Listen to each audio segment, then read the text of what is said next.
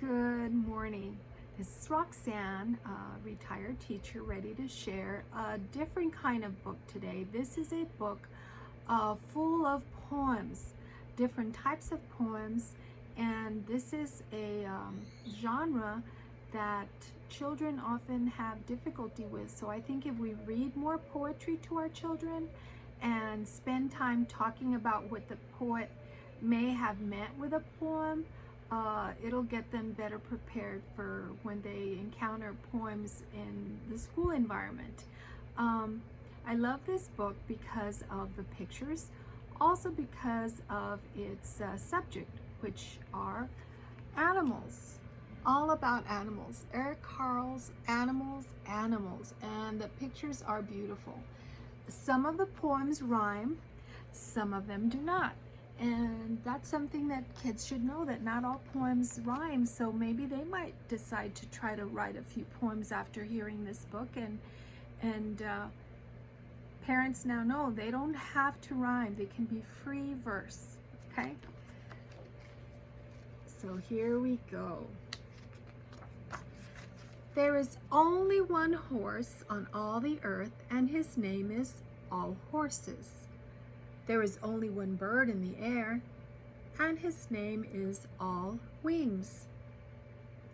There is only one fish in the seas, and his name is All Fins. There is only one man in all the world, and his name is All Men. There is only one woman in all the world, and her name is All Women. There is only one child in the world, and the child's name is All Children. There is only one maker in all the world, and his children cover the earth, and they are all named All God's Children. And this is by Carl Sandburg. And this type of poem is a poem that repeats. Notice that all the lines are basically the same beginning, and we change the subject, but the sentence stays the same. Repetitive poem, and that's an easier one for kids to write, okay? And God created great whales and every living creature that moveth, which the waters brought forth abundantly after their kind. And this poem is found in the book of Genesis in the Bible. Here's another poem. I throw myself to the left, I turn myself to the right. I am the fish who glides in the water, who glides, who twists himself, who leaps. Everything lives, everything dances, everything sings.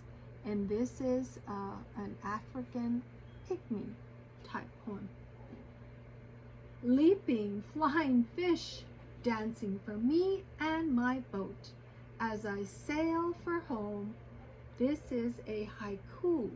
A haiku is a poem that has 17 syllables, usually 5 syllables in the first line, and then 7, and then 5.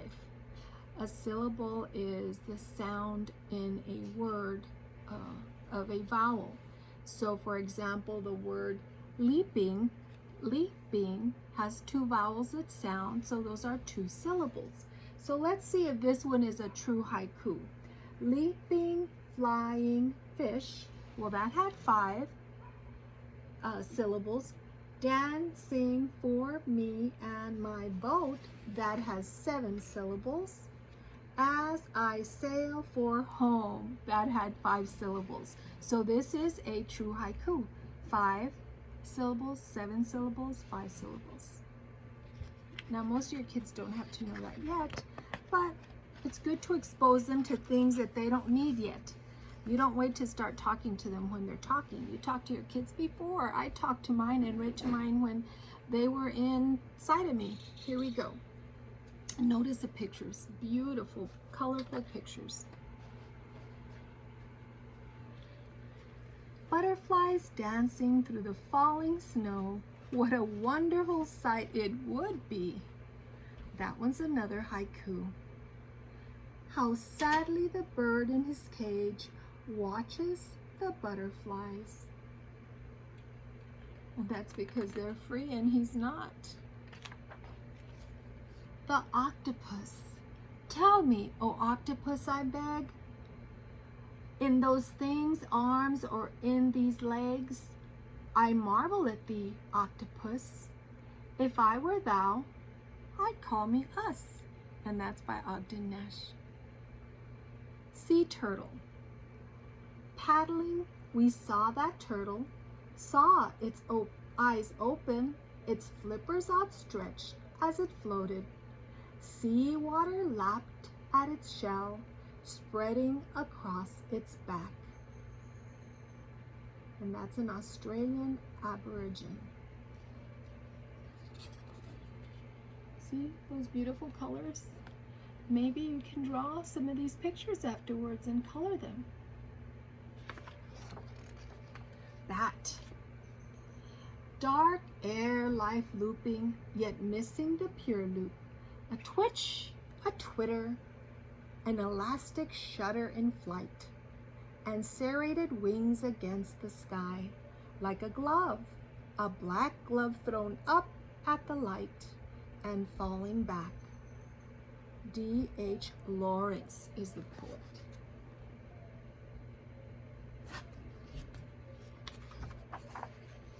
Every insect. And so some poems can actually give us some information about the subject as far as, well, you'll see after you hear the one about the insect.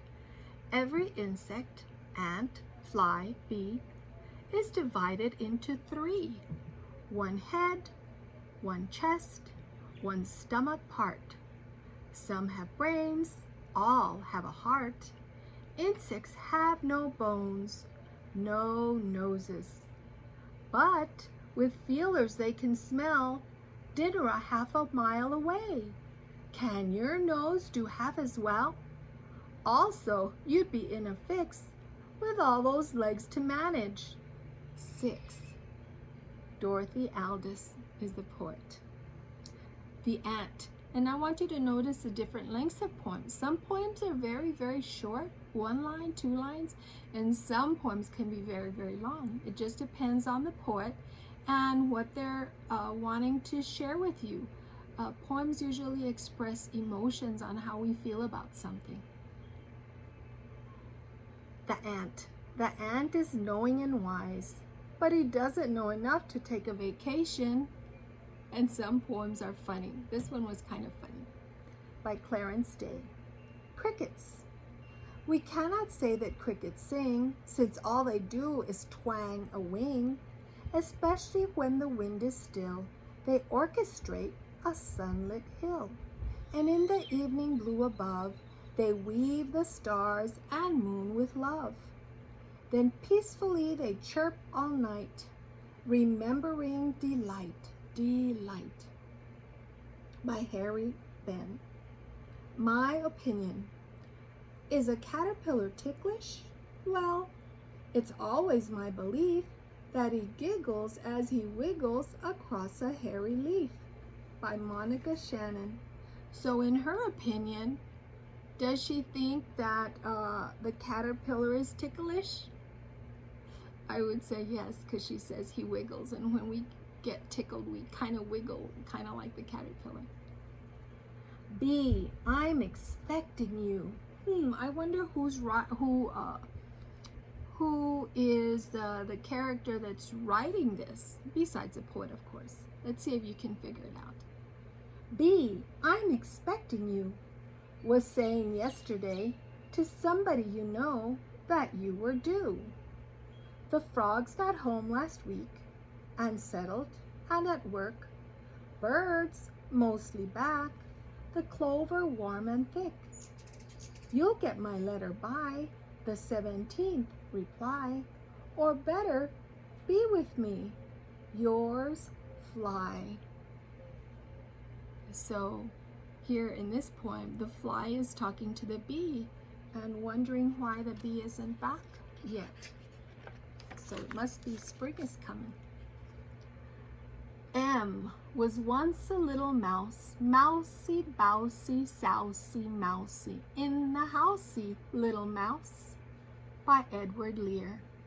And here we see that poets can sometimes make words that aren't real because they do want their poem to rhyme.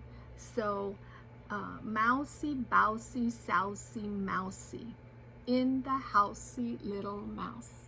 So see some nonsensical words which make it fun to read and fun to hear. The birthday cow. Happy Moo Day to you. Happy Moo Day to you. Happy Moo Day, dear you day. Happy Moo Day to you. That's by Eve Miriam. Baby chick. Peck, peck, peck on the warm brown eggs. Out comes a neck. Out comes a leg. How does a chick who's not been about discover the trick of how to get out? By Eileen Fisher. Commiserate camels. We haven't camelty tune of our own to help us trollop along, but every neck is a hairy trombone. Rat-a-tat-tat is a hairy trombone, and this is our marching song. Can't, won't, shan't, won't. Pass it along the line. This is by Rudyard Kipling. There they go, marching along. This one is by a Pawnee Indian. The bear stands. I am telling you this. Yonder the bear stands. He faces the east just before the sun appears. Yonder the bear stands. Now the sun is coming. This is a proverb, words that are supposed to tell us some truth. The tail of a fox will show, no matter how hard he tries to hide it. The duck-billed platypus. Quite an interesting animal. The duck-billed platypus isn't easy to imagine. Of all the earthly creatures, he is most unique. He lays eggs like a bird, but suckles like an animal, and swims like a fish at the bottom of a creek. If you ask it why it behaves so confusingly, it hides in a hole and simply will not speak. All that I can say, it's a shy individual, an oddity of nature, and a very charming freak. This one's by Arnold Sungard. And if you're interested, you can look up the platypus on Google and find out more about him. See some real pictures of the platypus and see if this poem really told you true information about that platypus. A cat may look at a king. The cat came and sat down before his majesty.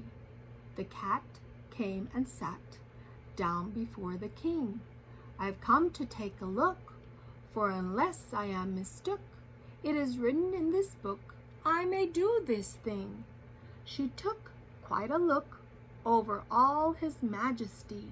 She took quite a look, and then she shook her head. There's little here to praise. Plain he looks and dull his ways. I'll turn my loving gaze on Tappy Tom instead.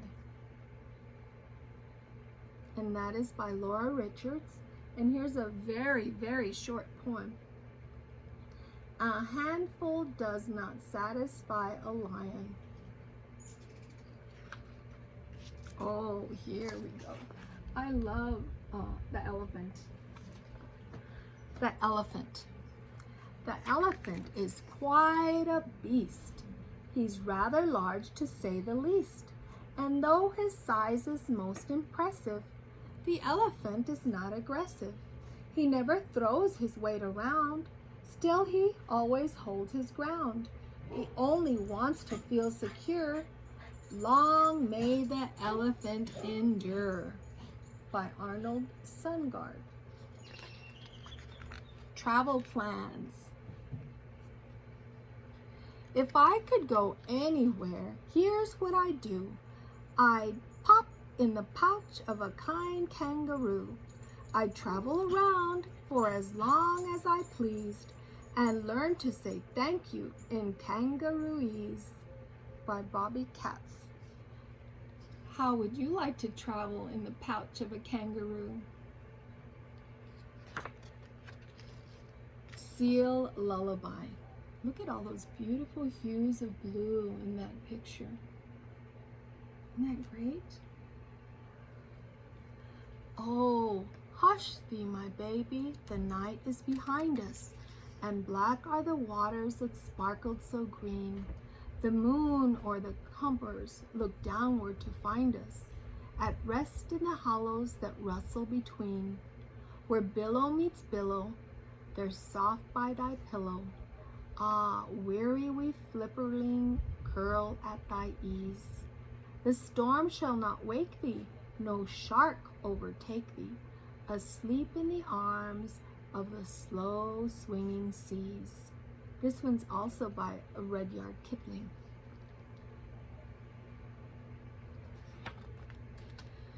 The Tortoise and the Hedgehog. So here this poem is going to describe the tortoise and then the hedgehog. 2 lines and 2 lines. Can't curl, but can swim. Slow, solid, that's him. Curls up, but can't swim. Stickly, prickly, that's him. Rudyard Kipling. Busy. Busy, busy, busy, busy little squirrel, running, running, jumping in a dizzy whirl, stopping now and then to eat a tasty little acorn treat. Busy, busy, busy, busy, busy little squirrel. This is by Phyllis Halloran. Butterfly. What is a butterfly? At best, he's but a caterpillar dressed. This one is actually by Benjamin Franklin.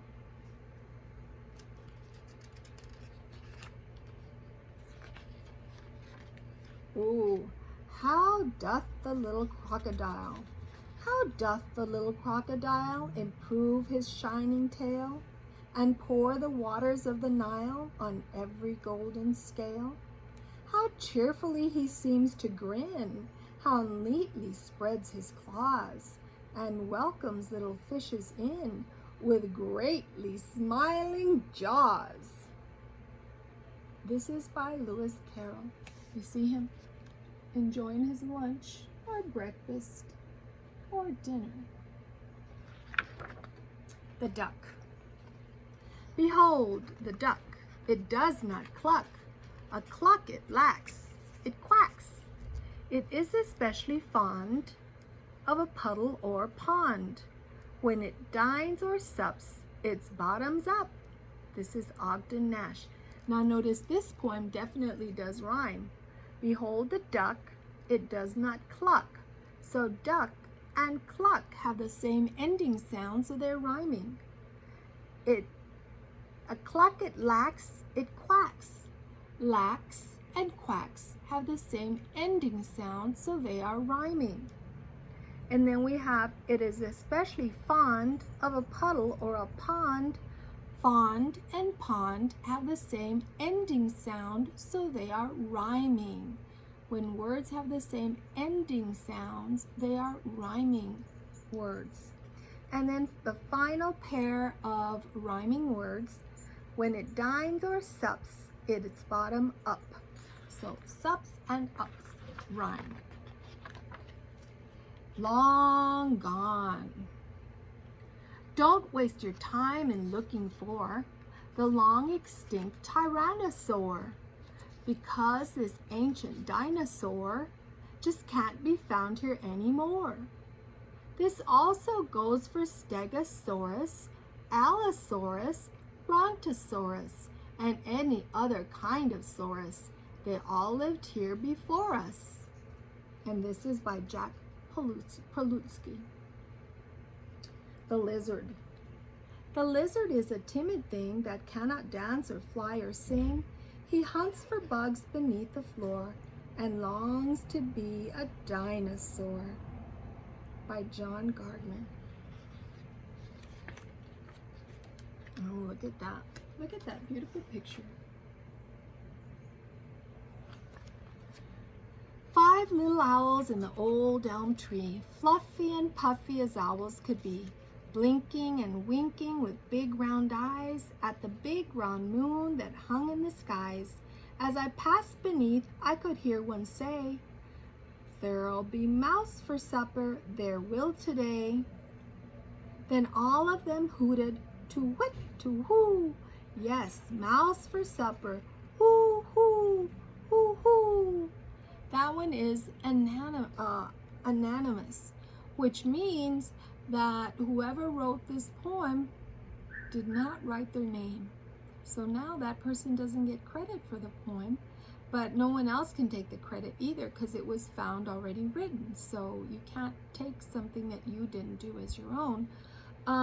But as a teacher, that was one of the things I always told my students. Make sure you put your name on all your work, because I want to recognize who had that great idea, who had that great writing. So remember, please write your name on all your papers. Firefly. A little light is going by, is going up to see the sky. A little light with wings. I never could have thought of it, to have a little bug all lit and made to go on wings. This is by Elizabeth Maddox Roberts. Oh, the giraffe is one of my favorite animals because its colors are so beautiful, its patterns. And let's see if this author, Marianne Hoberman, if she shares my opinion of giraffes. Does she like it? I don't know. You tell me. Giraffes. Giraffes. I like them. Ask me why. Because they hold their heads up high. Because their necks stretch to the sky.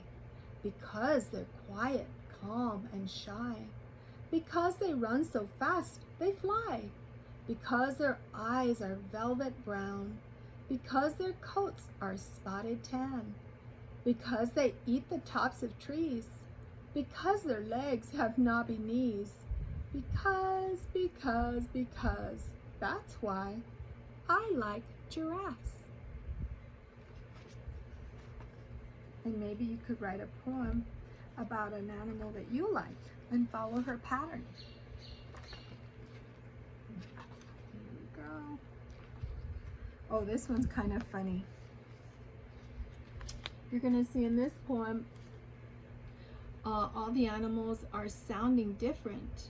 And it's because something that the farmer does at the end of the poem that explains why everything is so confusing. Quack, said the billy goat. Quack, said the billy goat. Oink, said the hen. Meow, said the little chick running in her pen. Hobble gobble, said the dog. Cluck, said the sow. To-wit, to-woo, the donkey said. Bah, said the cow. Hee-haw, the turkey cried. The duck began to moo. All at once the sheep went cock-a-doodle-doo. Bleat, bleat, said the owl when he began to speak. Bow wow, said the cock, swimming in the creek. Cheep, cheep, said the cat as she began to fly. Farmer's been and laid an egg. That's the reason why. And this is by Charles Cosley, a very silly poem. So the animals were all making different noises because the farmer laid an egg, which of course we know would not happen. Here's a beautiful rooster. This is a saying. It's not really a poem, it's a saying. People say this, or would say this back in the day. If a rooster crows when he goes to bed, he'll get up with rain on his head. So people believe that when the rooster is crowing at night, then it's going to rain. It's going to bring rain. Here's another weather saying. When a peacock loudly calls, then look out for rain and squalls. Again, if the peacock is loudly calling, they believe that meant rain was coming. What fun to be a hippopotamus and weigh a ton from top to bottomus. Michael Flanders is the poet.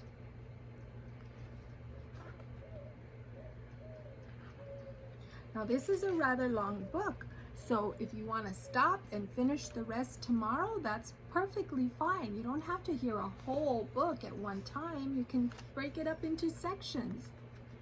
The porcupine. A porcupine looks somewhat silly. He also is extremely quilly, and if he shoots a quill at you, run fast or you'll be quilly too. I would not want a porcupine to be my loving Valentine. This is by Clarke. And I would not want to get close to a porcupine either. Now this poem is a cute poem, and it does rhyme, but it talks about dogs, and I love dogs, so we'll see what this mother thinks about owning a dog. I have 2 dogs. Mother doesn't want a dog. Mother doesn't want a dog. Mother says they smell and never sit when you say sit, or even when you yell. And when you come home late at night and there is ice and snow, you have to go back out because the dumb dog has to go. Mother doesn't want a dog. Mother says they shed and always let the strangers in and bark at friends instead, and do disgraceful things on rugs and track mud on the floor, and flop upon your bed at night and snore their doggy snore. Mother doesn't want a dog. She's making a mistake, because more than a dog, I think she will not want this snake. And this is by Judith Yorst. And all the things she said about the dog, I didn't kind of agree with, because I love my dogs, and if you train them properly, then they do sit. And if you have a doggy door, they can go out on their own. So there's a lot of things we can do if we want to have a pet, to take care of it and make sure it's a good, loving pet. The flying squirrel. The flying squirrel is crazy. Though he has no feathers, much less wings, he scampers up into the tallest tree and cries, "Toot, toot, I'm a parachute." And away off the highest branches he springs into empty air, spreading every hair, his arms and legs spread wide to the side, till he lands with a thump that's almost quiet. Admire it, child, but don't try it. No jumping off of trees. The bird's nest. I know a place in the ivy on a tree where a bird's nest is, and the eggs are 3. And the bird is brown, and the eggs are blue, and the twigs are old, but the moss is new. And I go quite near, though I think I should have been, heard the sound of me watching, if I had been a bird. This is by John Drinkwater. And if you see a nest, you just need to look from a distance, because you don't want to scare the mama bird. Narwhal. Around their igloo fires with glee, the Eskimos tell tales of narwhal. Listen and you'll see. This unicorn of whales, through frosty ways off Greenland's coast, majestically advance, and like the night come forth to joust, hold high its ivory lance. This is by X.J. Kennedy. And you can look up and learn about the narwhal. Oh, here we go, the penguin. Enigma sartorial. Consider the penguin, he's smart as can be, dressed in his dinner clothes permanently. You never can tell, when you see him about, if he's just coming in or just going out. By Lucy W. Rue. Here's one about the yak, and it's by Jack Prelutsky. Yickety yackety yickety yak, the yak has a scriffly scraffly black back. Some yaks are brown yaks and some yaks are black. Yickety yackety yickety yak. Sniggly snaggledy sniggledy snag, the yak is all covered with ziggly shag. He walks with a ziggledy zaggledy zag, sniggledy snaggledy sniggledy snag. See, some poems are just kind of challenging to read, but fun to make those sounds. The Pelican Chorus. King and queen of the pelicans we, no other bird so grand we see. None but we have feet like fins, with lovely leathery throats and chins. Pulskin, pelican G, we think no birds as happy as we. Plumpskin, plaskin, pelican Jill, we think so then, and we thought so still. This is by Edward Lear, who apparently finds the pelican to be a very beautiful bird. Sparrow. A hummingbird hums, a jay finds fighting pretty exciting and licks every bird in sight. A woodpecker drums, a swallow swoops in up and down loops and seldom lights on the ground. A gull is graceful in flight, but take a sparrow whose world is narrow. A sparrow just hangs around. A partridge whirls through the pines and the firs, and an owl hoo-hoos whenever it gives a hoot.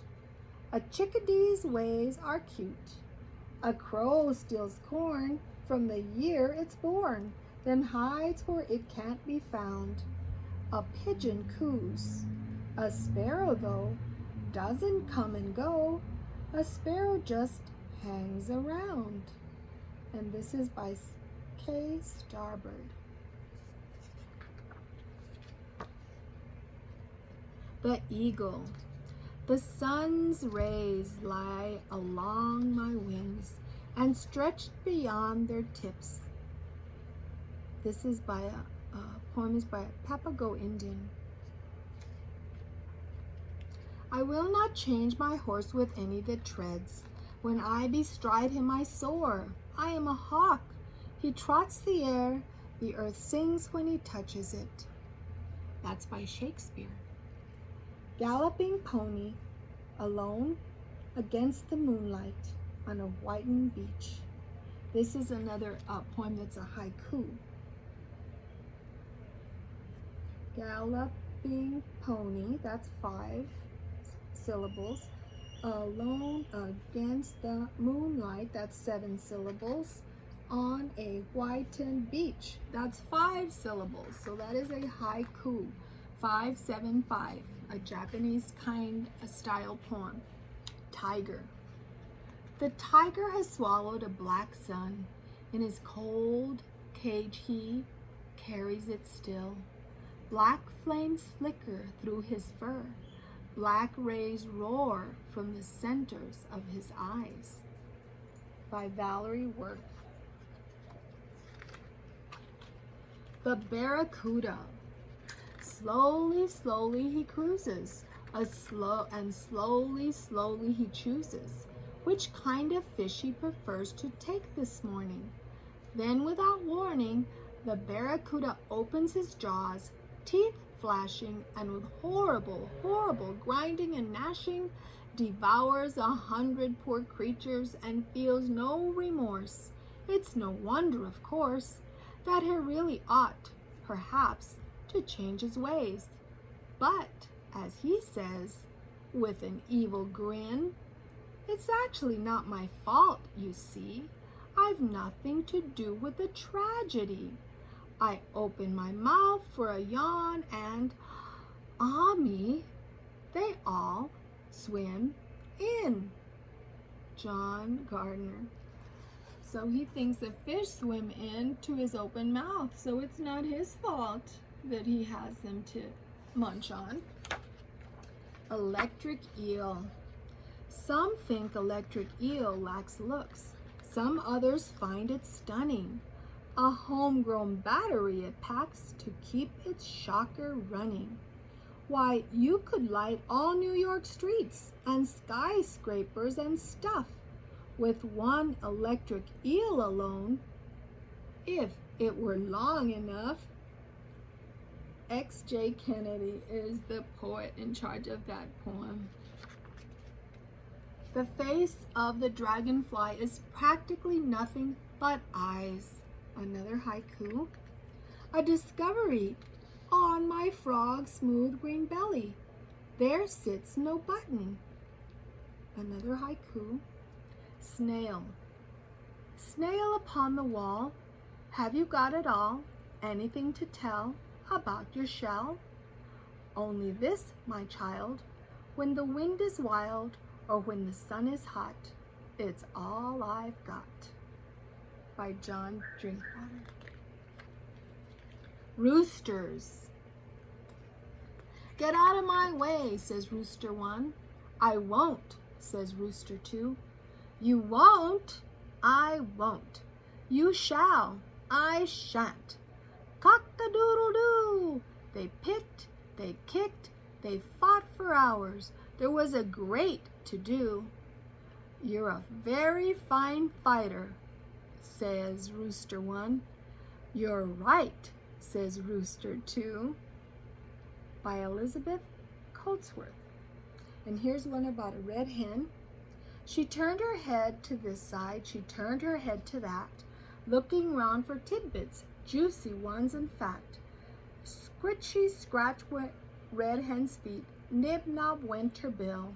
She ate of juicy tidbits until she had her fill. And then she flew into a nest and laid an egg, and then, with a cut, cut, cut, and a cut, cut, flew off to eat again. By James S. Tibbet. And now you see why I thought you might want to divide this reading into maybe 2 readings. Rhinoceros.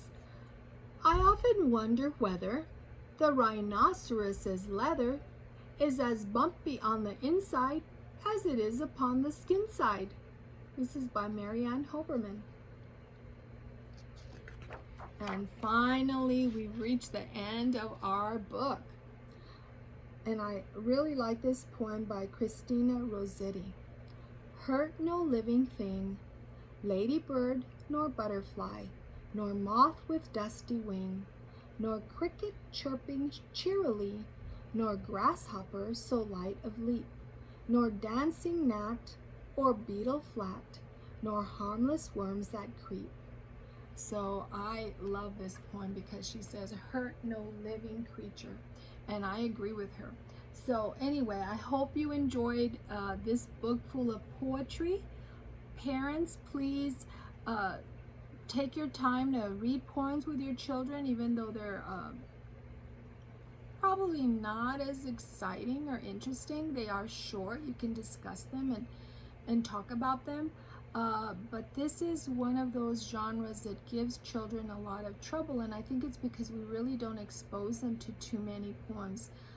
So the more exposure we have, the more practice we have with something, the easier it becomes. So, and again, an opportunity for increasing their vocabulary, spending time with them. So I hope you enjoy this and have a wonderful rest of your day. Keep safe. Wear those masks if you have to go out. Till next time.